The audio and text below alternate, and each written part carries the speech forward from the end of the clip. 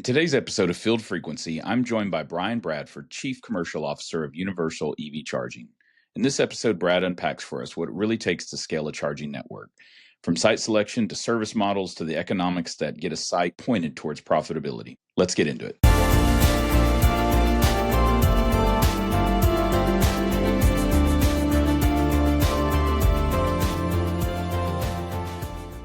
Welcome to another episode of Field Frequency. On this day, I'm joined by Brian Bradford of Universal EV Chargers. Brian, so good to have you. Great to meet you as well. Appreciate you sharing some time with us, and I know the audience will enjoy hearing about your story and hearing about the story of Universal EV Chargers, a CPO based in DFW Metroplex of Texas, and look forward to a good conversation. So before we get started, got several questions I'd like to talk to you about, but I think it makes sense to start with the origin story. And you've had a long career in energy infrastructure. You've been involved in EV adoption. Share your personal journey, tell your story about how you got into the EV charging space and what drew you to Universal EV, and then also give us the story of Universal as well, please. Oh, for sure. Yeah. So, I've been in energy probably too long. My first job out of school was actually with Enron, that company that was in Houston and all the drama that occurred with it. And so, just to give you a sense of how long I've been in the industry, it has been a while, but it's been really exciting in the sense of the industry's gone through so many changes over the past 20, 25 years, a lot of ups and a lot of downs, and just been a very volatile ride, but it's been fun. And so I'm really excited about kind of where we're headed as an industry at this point. I've done infrastructure, I've done software, I've done utilities directly, but as of probably 4 or 5 years ago, I got into more of the energy efficiency and the specific EV charging space, and I see huge opportunities in the space. And that's really what brought me to a bunch of different companies, but currently with Universal EV. I've been here about a year and a half, focusing on all the commercial activities. And it's been interesting because Universal EV came about really from a bunch of different activities. Himal Doshi is our CEO, and he pretty much was focusing about 20 years ago. He started focusing on solar and built a couple solar plants in Texas, and then had been getting into EVs. And he told me the story of one day he was driving to his son in college, and he couldn't find a charging station to charge his EV. And from that moment on, about 4 or 5 years ago, he decided to move forward and look at the infrastructure problem, which is massive. It's a huge infrastructure problem we have right now with respect to charging infrastructure to satisfy the range and the needs of drivers. And so Universal EV came out of Universal Solar, which is now under an umbrella of Universal Green Group. And so we really focused initially on a lot of level 2 charging in the Texas area. But about a year and a half ago when I joined, we sort of shifted our focus and really got into the level 3 space and are now fully focused on level 3 with a nice portfolio sort of being built in central U.S. area. So with the shift to DC fast charging, obviously in the early days deploying L2, are the L2s still in operation today? Are they still publicly accessible? L2s are still in operation, and it's a great portfolio. What we recognize is that obviously the opportunity on the L3 side, just greater revenue, more revenue, and then as well with all of the incentive programs that are out there, we're leveraging those programs as best we can to take advantage of that capital to help us. And so, we've really sort of made that shift with the mindset of, there's more revenue opportunities. You're going to get potentially higher utilization, more usage, more electrons flowing, therefore greater revenues as you move into level 3 space. Without sharing specifics, DC L2 mix, what's your port count across your So across the L2 portfolio, we've got probably about 1,200 ports. And then across the level 3 portfolio, we've probably got about 400, 500 ports. and we're actively building. We're actually actively building in many different states right now to increase that. Great, great. Well, that's a healthy port count for CPO, and yeah, it's good. So, kind of drilling down into the identity of Universal as an operator. How does Universal EV define ownership of the driver experience? Where's the focus on that? Where does Universal's kind of responsibilities begin and end compared to the OEM, compared to that whole experience? What's that framework look like? Yeah, no, and it's a great question because I've obviously worked with other companies that, may be more of the OEM trying to do CPO. We are purely CPO and installation and construction, and the software and O&M piece. So that's really the place where we play. I think there's a lot of pitfalls and challenges that you can fall into depending upon which of those, how you're looking at your sort of integration across those things. And we've really focused our energies on the service of delivering the service of the electrons and the operation and the maintenance to the customer. And so we've been able to find a really nice sweet spot, and that be our sweet spot versus, like I said, other folks I've worked with that were sort of OEMs and CPOs. That's a really challenging thing to do because you got to spend money on both and R&D on both, and it's really tough.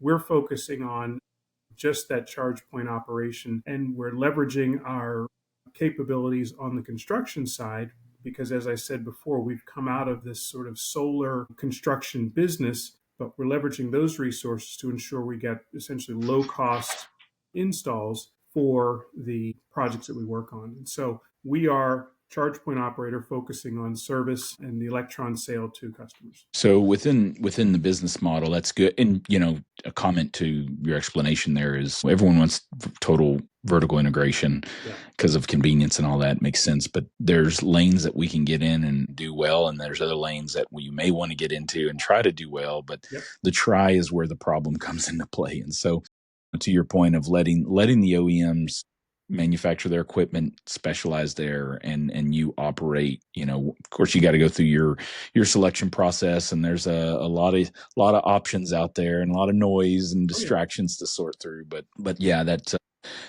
a strong business model. And so how does Universal balance, it's the nuances between working with the manufacturer, but then also what's that growth engine strategy look like? How do you, maybe you want to answer that from the framework of the perspective of the right hardware selection or the right features and benefits. Answer it based on you. At the end of the day, what we've learned is that it's not easy. It sounds easy. You just put up station and you're good to go. But at the end of the day, what we've learned is that we've got to do two things. One, we've got to find locations that have high utilization. That's pretty common and standard. But we've also got to find a way to provide the sites at the lowest capital cost. And that's really where we spend a lot of time and energy working with the OEMs from a pricing standpoint, leveraging our install teams from an installation standpoint. At the end of the day, it really is that those two things, utilization and capital costs, will determine whether or not a site is successful. And so we've spent a lot of time sort of looking at those two things, working with folks to help us optimize around those two things. And as we think about our business model, that's it. If we can do those well, we're good to go. If we do those poorly, then obviously we're challenged. Yeah, that's a site acquisition and assessment of the location is obviously a part of the secret sauce. And to your point, success rises or falls in that area. Of course, within that framework is also the reliability and uptime aspect that speaks to the right hardware, the right features, et cetera. And driver confidence in this space hinges on utilization, hinges on chargers working the first time, that experience of pulling up, credit card reader works, HMI works, all the interface, and there's a charging session active. That's and so from CPO perspective, what are your systems in place and partnerships that are in place that helps drive that reliability? Yeah, we have a sort of a targeted uptime of 97%. That's sort of the number that we target for all of our solutions. The thing that we realize, which I still am challenged with, because every CPO has their own software, and it's interesting because they all do the same thing. We're kind of like, why do we have our own software? But we have our own software because we want to own that piece. We want to make sure that the reliability and the maintenance and everything is sort of as tightly connected as we can, so we can ensure that the customer experience is as best we can. And so that's literally why we have it. I think many other folks are doing the same, but it just kills me that we're all spending money on the same thing. But at the end of the day, our goal is to maintain a 97% uptime. We've got partnerships with all the major players on the equipment and hardware side, with the goal of, obviously working with them and volume discounting with them as best we can so that we can have that low capital cost. As I said, our own software, not only for a CMS, but as well for a portal that allows the users to communicate with us as necessary.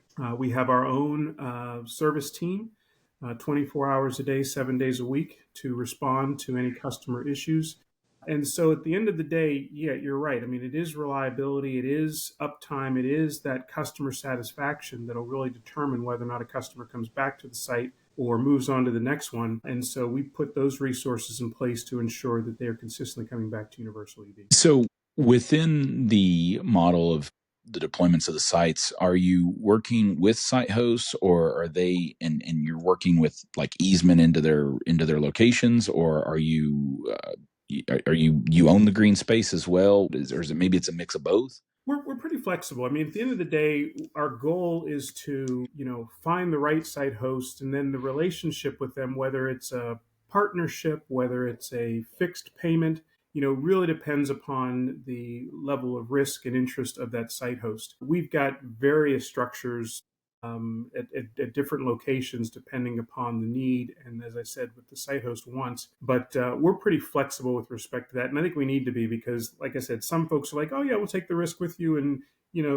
give us 10% of the profits of whatever comes, and it's a great thing." Or, "No, we want a fixed, $100 a parking space, and you guys take the risk." But like I said, you got to be flexible, whichever way that works. Yeah, it's yeah, I could see that. CPOs obviously focus obviously is on profitability, and there's lots of complexities between deployment and profitability, and getting out of the red into the black on the deployment of the chargers. And so there's complexity of utility engagement. There's the maintenance costs. I know you mentioned that you probably self-perform on the service. I'm thinking about probably you also do tier one, so you're really self-sustaining, self-supporting inside. The struggle, or maybe the balance in profitability, and what that means for maintenance and OEM engagement and support. What's Universal's strategy to kind of move from pilot site, let's see if this is going to work? I mean, I know you talked about due diligence on the front end when it comes from a site acquisition standpoint, but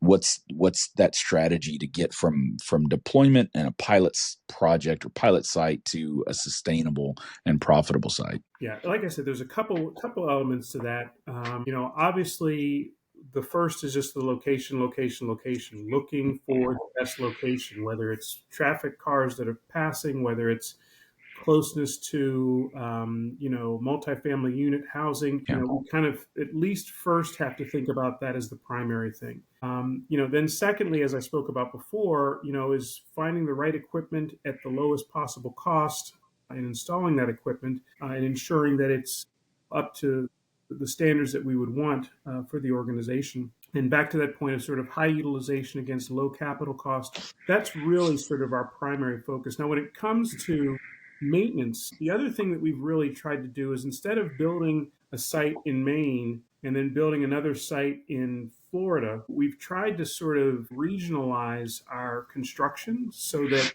we can have resources that are close, they're more connected and closer to each other, because getting on flights is that just kills you right there. I mean, in certain cases, that's your Mhm. profit for the month, if you got to send someone on a plane to go fix something. And so what we've tried to do is really, with respect to our installation, is really kind of structure it around regional focus versus trying to do everything for everybody all over the place.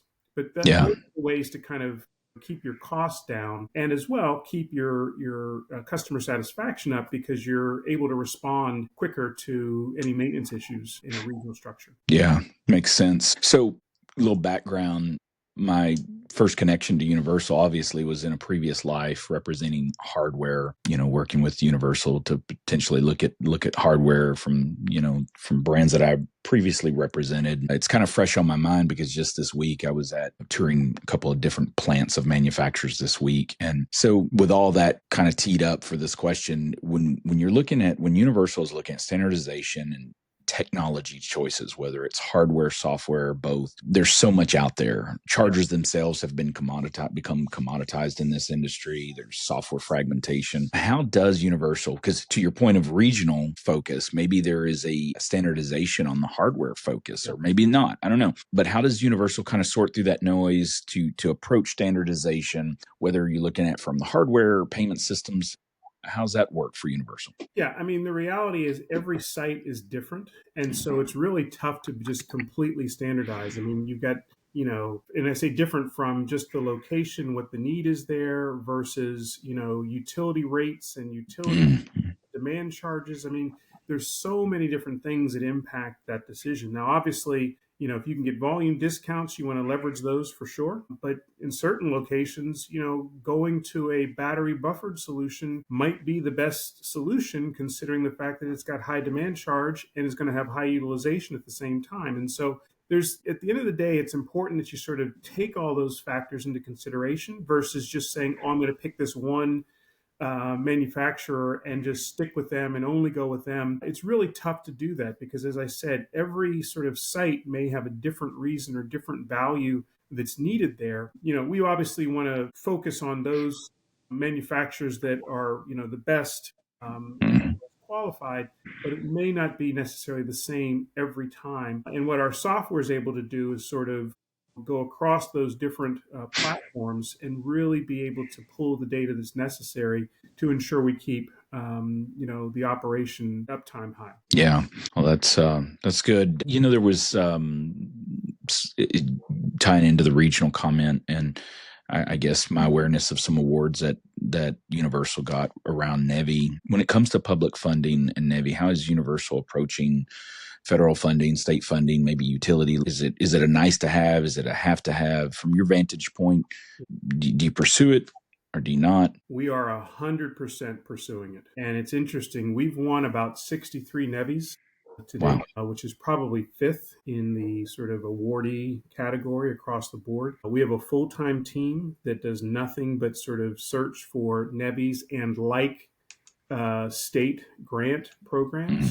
As I was saying before, getting that low capital cost is really, dependent upon any incentives you can find. And so we really value having a team that's out there looking for those opportunities and mining all 50 states to really bring that value to us. So no, I won't say it's 100% of every project we've done, but it's probably, the majority of the projects we've done have leveraged some sort of capital from a grant provider because there's a lot out there.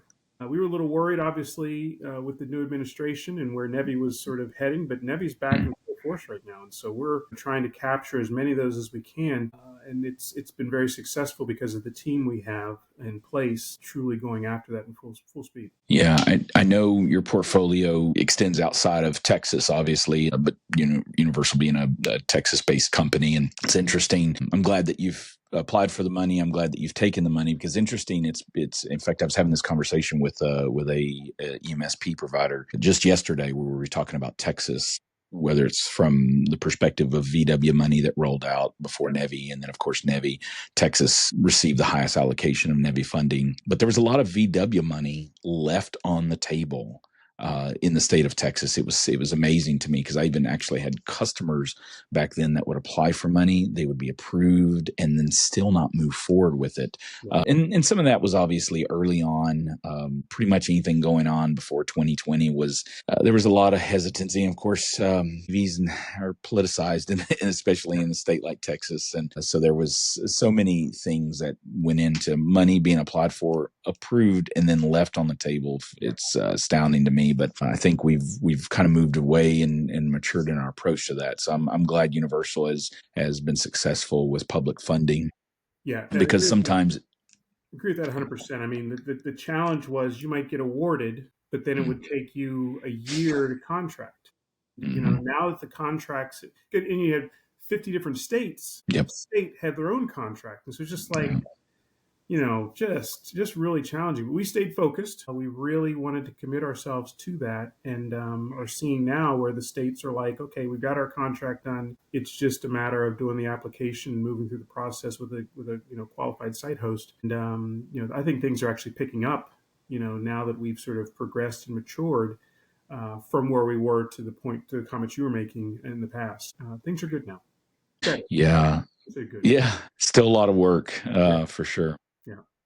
You made the comment of maturation, and so we've seen some maturation from deployments to hardware to funding, all of that. We're moving forward, and sometimes in this industry, it feels like 2-3 steps forward, and maybe 2 or 3 steps back. But Yeah. um, looking kind of at the future of the driver experience, Universal as a CPO, obviously, your customers are those pulling up to the chargers, and so beyond uptime, getting into that innovative kind of mindset, like iterations of OCPP with plug and charge, or loyalty program integrations, integrated apps, things like that. How is Universal trying to shape the UX aspect of your offering to your customers? Yeah. Yeah, we're looking at a bunch of things. Obviously, some of the things you spoke about, loyalty programs for sure, fixed rate programs. Hey, $25 a month, and you can charge at any of our chargers throughout the course of, a month, and, just go crazy. I mean, Yeah, so there are many different ways we can really sort of, attract the customer, obviously leveraging all of the AI capabilities as well to help them figure out the best locations for them. We're actively doing that in our software to ensure that we meet that customer need. But there's a lot of activities around this, and at the end of the day, I think this is what's going to probably differentiate a lot of players in the CPO space. Obviously, getting the sites installed, but then as well, sort of that customer management, and customer relationship management, making sure you've got folks getting high utilizations at your sites. These tools are going to be critical to make sure that that happens. yeah, absolutely. Kind of looking at headwinds and market rather complexity. There's obviously we've alluded to it in our conversation, the instability and the market motions that are always going on. Our industry has obviously faced its fair share of bankruptcies and standardization protocol changes, policy swings. To your comment about the administration shift, maybe kind of take out the crystal ball, and what do you see as kind of the biggest headwinds? Universal as a CPO, but all CPOs have got to kind of look at moving forward. Well, I'll just say this: policy has been a real challenge for the CPOs over the course of the past 8 months. I mean, there were moments where people were like, "Are we just all going to die? Are we going to?" I mean, literally, we've had kind of a nice rise up and then a falling down. And sadly, it's kind of one of these things where it's like sad on one hand because a lot of people got out, and a lot of people, like, the market breadth is no longer there because they were terrified because of the policies. I would argue that those that are in, or those that are still here, are those that are going to be able to sort of weather the storm. But policy has been a real challenge for this industry. But I guess where I'm very hopeful for the industry is the fact that demand is there. And I think without question, the more we can put the infrastructure in, the better we'll be with respect to, a few years from now when policy sort of stabilizes and gets a little smoother. But there's so much demand that we're seeing now. You look at California, look at the rest of the world, and we're talking about 20 and 30% penetration of electric vehicles. I live in Raleigh, North Carolina, and I just bought a vehicle a month ago, and my challenge was range and charging capabilities. And I've learned to sort of figure out how to manage through that. But I love the cars. I love the experience, and I think that the more people that try out the experience, the better we'll be. But you've got to get the infrastructure in there, and I think for CPOs, this is a huge opportunity. While things are a little shaky and while things aren't as clear, to get that infrastructure in there so that when the demand really sort of punches through, we can really take advantage of it and drive forward. So I think there's a lot of positives in the future. The headwinds are challenging. I think there's no question about that. But if you have a good capital position and are strong enough to fight through this, I think if you can fight for the next couple of years, I think it's going to be manna from heaven. A few years from now. Well, that's good. I appreciate that commentary, and it's been a good conversation, Ryan. I appreciate you sharing kind of the vision, the focus of Universal and where you're going. I think as we get ready to close out here, I'd like to hear your thoughts around Universal's vision as it relates to winning. If we were to fast forward 5 years from now, we're at 2030. That's been a date on the calendar as this milestone event as an industry. So if fast forward 5 years, what's winning for Universal look like as a CPO, whether from the framework of footprint or utilization? What's that look like? Yeah, I think there's a couple of things that we're focusing on. Obviously, it's growing our base, growing our level 3 base. We are actively, as I said before, installing chargers throughout that central sort of U.S. corridor on the numbers of, hundreds and thousands of new ports over the course of the next 4 to 5 years.